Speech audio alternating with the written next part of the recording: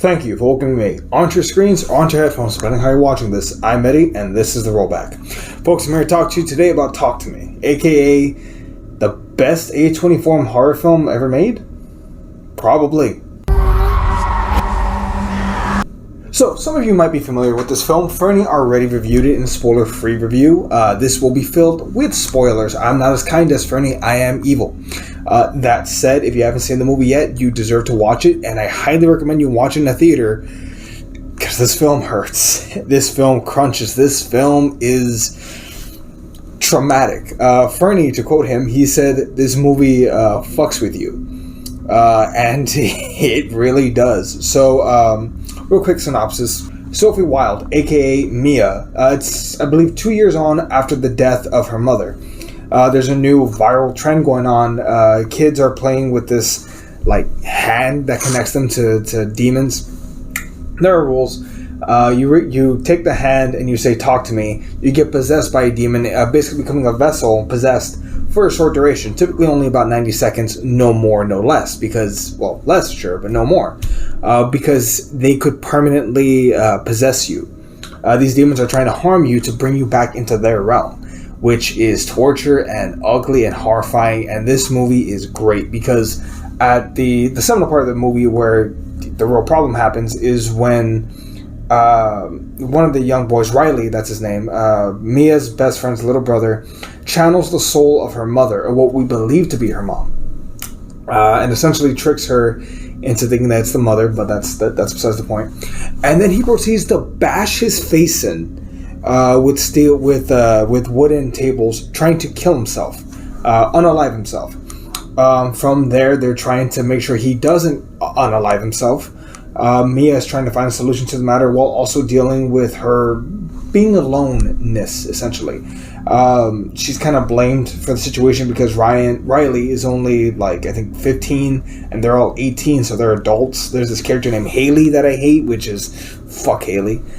But ultimately, this movie lives and dies off of Sophia Wilde, and she kills this role. She's an incredible actress through and through. But in addition to that, she shows incredible range. She shows incredible, I don't want to say heart and grit, but a very layered and traumatized character. Someone who is alone. Someone who is trying to recover, but someone who keeps descending into pain and agony.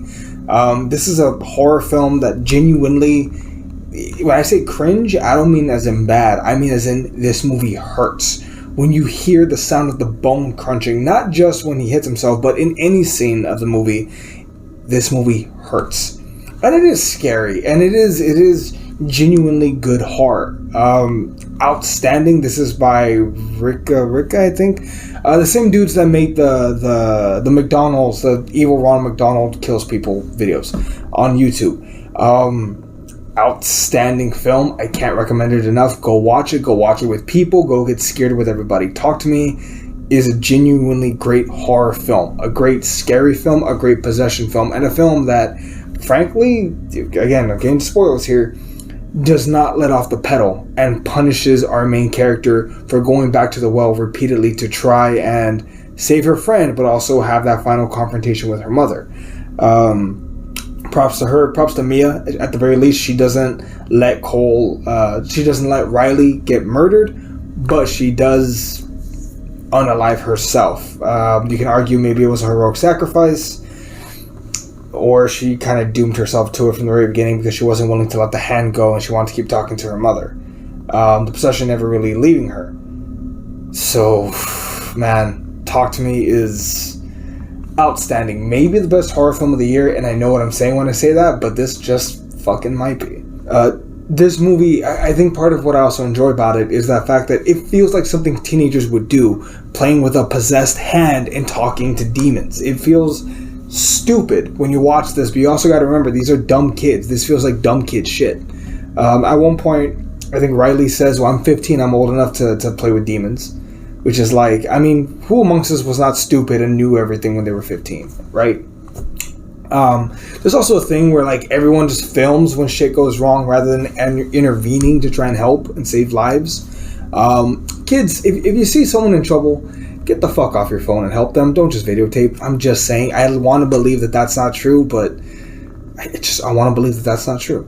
But what else? What else? This movie, as far as the grade is concerned, it's an A to me. It's an outstanding film. I recommend it to everybody.